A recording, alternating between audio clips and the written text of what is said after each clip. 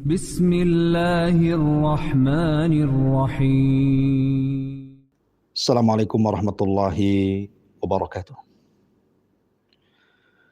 Alhamdulillah wassalatu wassalamu ala Rasulillah wa ala alihi wa sahbihi wa mawalah wa la hawla wa la quwata illa billahi wa ba'du. Faedah malam kita akan mengambil ibrah dan pelajaran dari kisah seorang sahabat yang sangat mulia, orang yang pertama kali masuk Islam dari kalangan Ansar, orang yang pertama kali berbaiat kepada Rasul dalam Bai'atul Aqabatil Ula dengan 12 sahabat Ansar, orang yang pertama kali menyebar hidayah di tengah-tengah Ansar, dan orang yang pertama kali melaksanakan sholat Jumat bersama sahabat Ansar, dan orang yang pertama kali dikubur di kuburan Baqi dari sahabat Ansar. Siapa dia?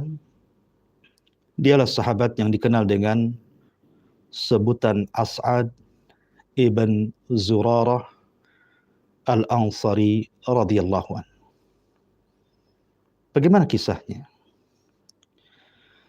Ma'asyiral muslimin yang dimuliakan Allah Subhanahu wa taala. Ketika kota Yathrib yang belakangan disebut Madinah masih di atas kegelapan Islam, maka orang-orang Yahudi selalu memberikan informasi kepada orang-orang musyrik yang ada di kota Yathrib dari keturunan Khazraj dan Aus, dan selalu mengancam mereka dan mengatakan kalau seandainya Nabi kami yang akan muncul di tahun-tahun ini hadir dan akan memimpin kami, maka kami akan memerangi kalian seperti Allah hancurkan kaum Ad dan kaum Iram. Itu yang kemudian terngiang-ngiang di orang-orang musyrik Yathrib kala itu. Salah satunya adalah As'ad ibn Zurarah Al-Ansari radhiyallahu anhu.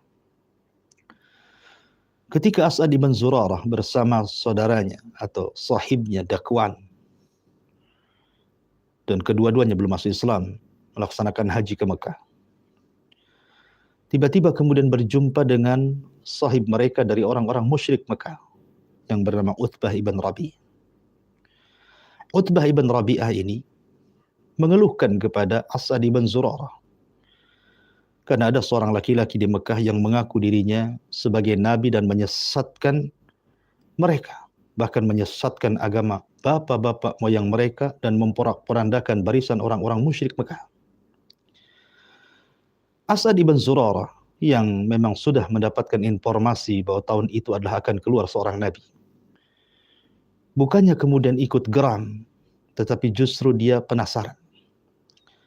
Akhirnya dicarinya orang yang dimaksud Utbah itu.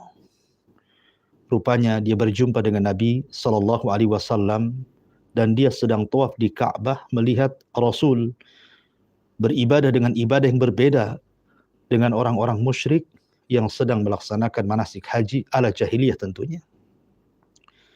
Kemudian As'ad berkenalan dengan Nabi sallallahu alaihi wasallam, kemudian berbincang banyak sampai kemudian hidayah masuk ke dalam hati As'ad ibn Zurarah. Setelah Nabi sallallahu alaihi wasallam banyak membacakan ayat-ayat Al-Qur'an dan dia terngiang dengan ucapan orang-orang Yahudi. Jangan-jangan apa yang dikatakan orang Yahudi benar, bahwa ini yang dimaksud oleh mereka. Maka As'ad pun mengatakan, demi Allah, jangan sampai orang-orang Yahudi mendahului beriman dengan Nabi ini.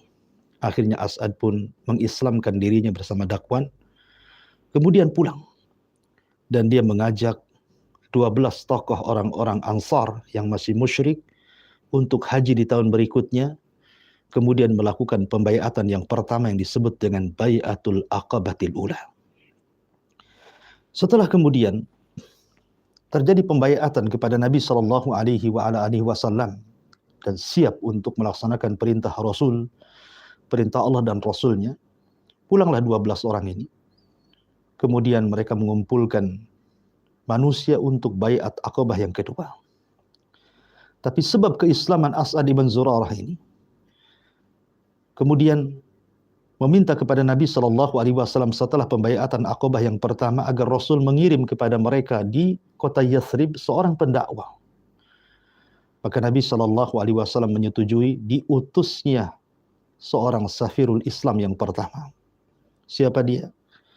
Dia adalah Mus'ab ibn Umair radhiyallahu anhu. Dialah yang pertama diutus Rasul untuk berdakwah ke Yathrib atau ke kota Madinah. Maka Nabi SAW tidak memilih sembarang orang, tapi memilih orang yang paling tampan, yang paling ganteng, yang paling lembut, yang paling berakhlak, seorang orator yang pandai melobi. Dialah Mus'ab ibn Umair, berangkatlah dari Mekah menuju Yathrib. Dengan sebab dakwah Mus'ab ibn Umair inilah, maka dua tokoh besar yang menjadikan hidayah dua suku Ansar terbesar Khazraj dan Aus masuk Islam di tangan Mus'ab ibn Umair. Siapa dia? Sa'd bin Ubadah dan Sa'd bin Rabi. Sa'd bin Ubadah kepala daripada suku Khazraj dan Sa'd bin Rabi kepala daripada suku Aus. Masuk Islam di tangan Mus'ab ibn Umair radhiyallahu anhu. Dan itu disebabkan perjuangan As'ad ibn Zurarah al-Ansari radhiyallahu anhu. Dari sini ada pelajaran besar pentingnya seorang menularkan hidayah. Mengajak manusia. Bukan hanya kita mendapatkan hidayah sendiri, tapi tularkan hidayah juga kepada orang lain. Ajak manusia sebanyak-banyaknya.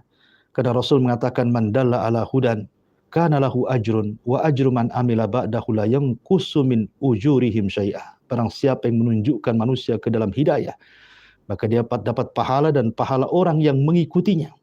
Sampai tidak mengurangi pahala mereka sedikit pun. Dan ini keutamaan seorang yang berdakwah man dalla ala khairin kafaili. Ma'asyiral muslimin yang dimuliakan Allah Subhanahu wa taala. Singkat cerita, setelah kemudian Islam menyebar di kalangan orang-orang Yathrib, maka Nabi SAW kemudian menghendaki untuk hijrah dari Mekah ke Madinah. Maka Nabi SAW sebelum hijrah ke kota Madinah, Rasul itu hendak melaksanakan sholat Jumat yang pertama. Akan tapi karena lemahnya kaum muslimin di tengah-tengah ancaman orang-orang musyrik Arab, sehingga Rasul SAW tidak melaksanakan Jumat di Mekah. Tapi di lain sisi, kemudian para sahabat Ansar atas gagasan As'ad ibn Zurarah dan Mus'ab ibn Umair mengumpulkan manusia karena dilihatnya orang-orang Yahudi Madinah. Mereka punya hari dalam sepekan ataupun orang-orang Nasrani punya hari dalam sepekan untuk bersenang-senang dengan Allah. Taqarrub ilallah, mendekatkan diri kepada Allah. Satu hari dalam sepekan mereka memiliki hari ulang tahun mereka, hari sakral mereka untuk berulang tahun mendekatkan diri kepada Allah. Sehingga kemudian As'ad ibn Zurarah mengumpulkan manusia bersama Mus'ab bin Umair untuk memiliki satu hari yang sama dengan mereka, yang tentunya dalam rangka menyelisihi mereka orang-orang Yahudi dan Nasrani. Maka dibentuklah sebuah ibadah syiar Islam yang kita kenal hari ini dengan salat Jumat. Yang dulunya disebut hari Arubah, kemudian diganti dengan Yaumul Jumat, hari di mana Allah Subhanahu wa taala memberikan kepada umat Islam keistimewaan besar yang tidak dianugerahkan kepada orang-orang Yahudi dan Nasrani. Sebab hari Jumat pernah Allah tawarkan kepada orang-orang Yahudi, tapi Yahudi menolaknya dan memilih hari Sabtu. Dan Allah tawarkan kepada orang-orang Nasrani, tapi juga Nasrani menolaknya. Justru mereka memilih hari Ahad. Ketika Allah tawarkan Yaumul Jum'ah kepada kaum muslimin, kepada umat Islam, umat Nabi SAW, maka mereka menerimanya. Sehingga ini adalah tafaddulan, betul-betul karunia Allah yang Allah anugerahkan kepada kita kaum muslimin, diberikan hari yang sangat mulia, Yaumul Jum'ah. Hari di mana Allah Subhanahu wa taala ciptakan Adam.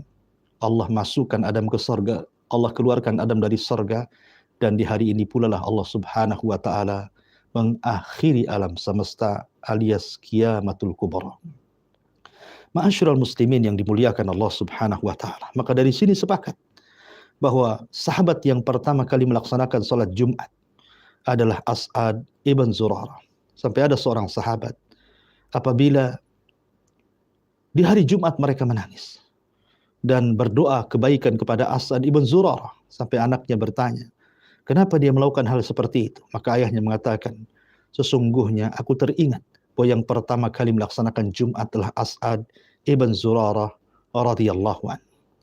Ma'asyiral muslimin yang dimuliakan Allah Azza wa Jalla. Ketika Nabi SAW betul-betul hijrah ke Mekah, dari Mekah ke Madinah, kemudian 4 hari di Kuba dan membangun sebuah masjid, maka bertolaklah setelah 4 hari di Kuba menuju Madinah.